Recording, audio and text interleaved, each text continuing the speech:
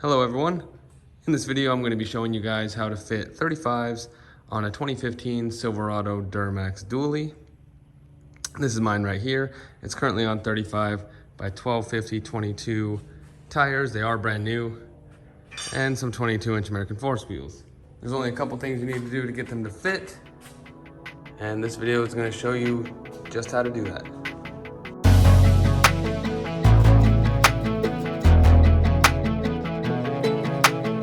Alright, so the first thing you want to do is jack up the front end of the truck to take the stress off of the bars.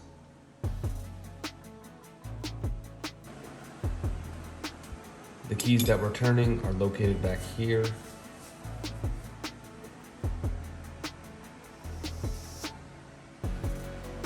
There's one on the driver's side and one on the passenger side. Just follow the bars from the front all the way back and you'll find them easily. I want to be sure that I turn both sides evenly, so what I'm doing is just lining up the ratchet here so I know when I made a full turn.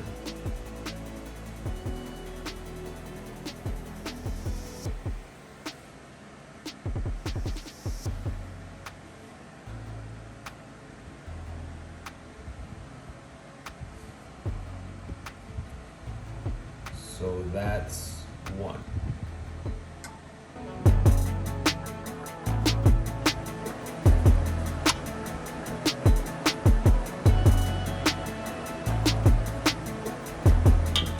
And now for the same thing on the other side.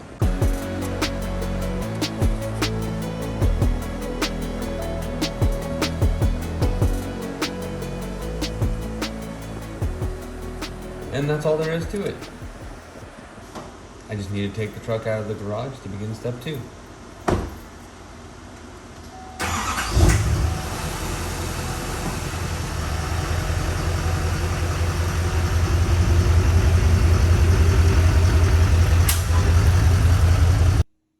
Oh, I also decided to remove my side steps along the way as well.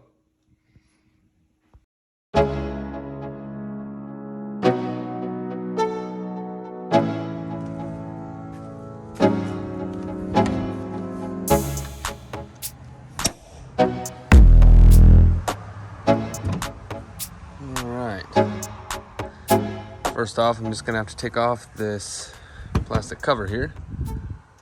And I think that's just held on by these little plastic caps. All right, got those out. I believe there's 12 total. Don't forget the ones that are also tucked in back here on both sides. But got those out, so let's see. This just pops right off.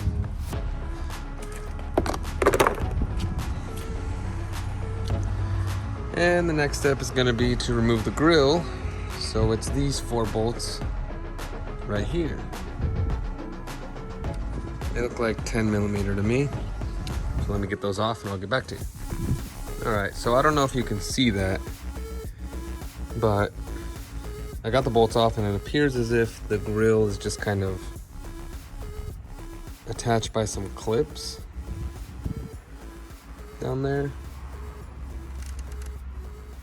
Everyone online says to just pull at it, so that's what we're gonna do.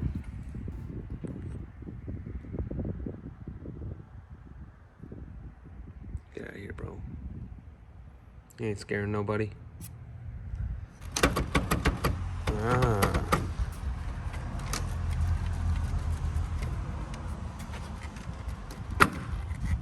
See that?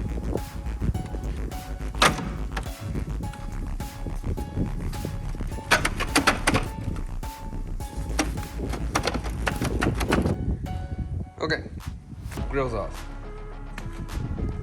Now we have access to these bolts. This one vertical right here, and then this one straight down. These two on the same side, or other side, sorry, these two are gonna be needed to be removed, and then I believe, check under here. Okay, there's this brace on both sides. I'm just going to take off that bolt right there on each side, and then that should do it.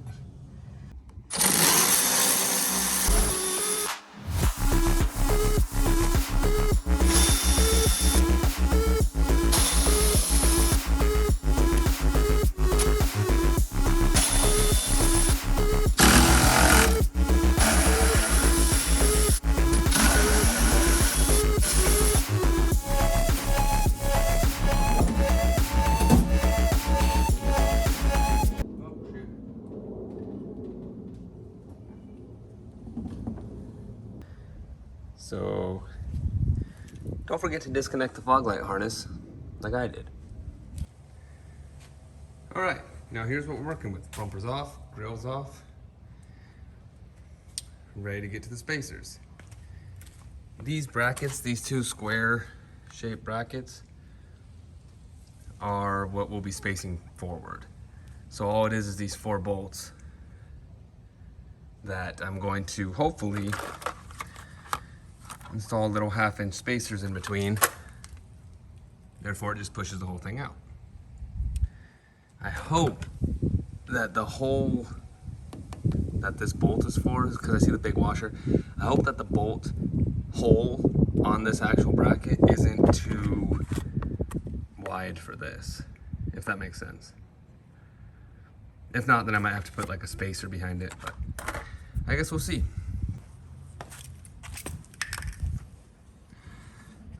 I saw another guy do this and I thought it was pretty smart. So what I'm doing is just tracing around the washers here, so then I know the exact orientation of how to put it back. Because last thing I want to do is throw everything back on and then the bumper doesn't line up correctly anymore. So that's the whole purpose of this. Maybe I should have done it with the other ones as well, but at least these. So I guess we'll start with this side.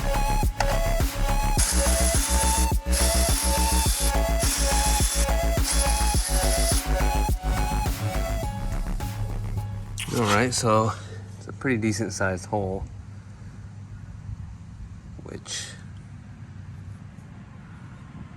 I feel like these are too small. Let's see what happens.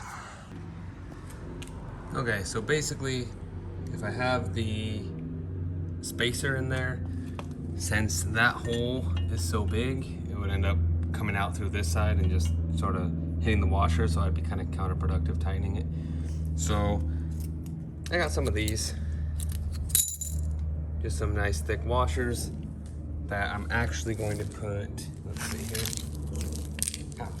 I'm actually going to put them on the back side of the spacer like this. Well, like this, just like this one shows right there. That way we'll be good. So it's really going to be, instead of a 1/2-inch gap, it's going to be a 1/2 inch and like a millimeter. So let me get these on and I'll show you guys the result.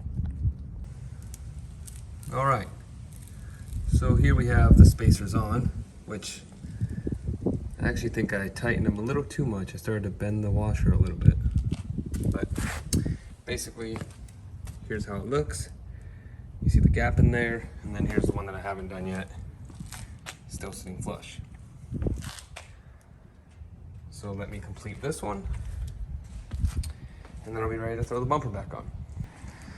All right, all 4 of those are on. Try to snug them up about the same as this. So for those of you actually doing it, if you are gonna do it this way, instead of doing it with a bunch of washers and doing it with the spacer, just don't tighten it so much that it bends it, or bends the washer, because then you're gonna be in a position where I am, where I'm hoping that both of these are equally as spaced, if that makes sense, and not squished in a little bit more for the sake of the bending washer. But we'll find out when we get the bumper on. All right, bumper's back on. The 4 18mm bolts are back on. You can see the spacers. And as far as looks wise, I don't think most people would be able to tell at all that there even is a space. You can see here, the body line doesn't line up anymore. Got about a 1/2 inch difference. That's not bad. I haven't put the grill on yet, so I don't know how big of a gap we'll be seeing right here. But you see a little one right there. But like I said, it almost looks like it came factory that way. So let me get the grill on, and I'll finish it up. Oh, one thing. Underneath the truck I wanted to show you guys. You can see now that that brace doesn't exactly line up anymore. So, like another video suggested, I'm probably gonna end up putting a couple washers between these two bolts and spacing that out so that all of it will line up again. But I don't have that right now, so I'll have to do that another time. I mean, it almost seems like it could fit without. I don't know. Well, problem solved. I found a couple stainless steel nuts and put them in between. So now we got the space on that as well. And the bolt lines up perfectly. All right, install is complete. Here's how it looks. I wish I would have got a before video so you could really tell how it looks, but I mean, you really can hardly tell a difference at all. There's a little gap in there now that didn't used to be there, but it sort of just looks like it's intentional. So there you have it. And the truck can turn. So all it took to fit the 35's on the 22s was 4 cranks of the torsion keys and 1/2-inch bumper spacer. Now you can run 35's all day long. Thanks for watching, everybody. I'm sure this will help some of you who are wondering, you know, tire and wheel combinations that you can fit on your dually, especially with these Chevys being, you know, really shallow in the wheel wells.